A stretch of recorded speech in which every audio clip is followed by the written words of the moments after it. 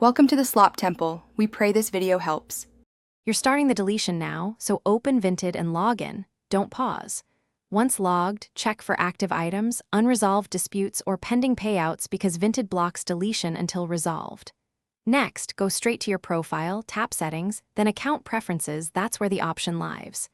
Make sure two-factor authentication is ready if you use it, and note that deletion is permanent. This removes your listings, messages, and profile. Ready. Move to the deletion action. You'll now begin the removal process by selecting Delete Account inside Account Preferences. When prompted, pick the reason you're leaving. That helps Vinted, and some reasons trigger extra confirmations. Follow those prompts. If Vinted sends a verification code to your email or phone, enter it promptly. This proves it's you. Once verified, the app asks you to acknowledge data loss and remaining obligations.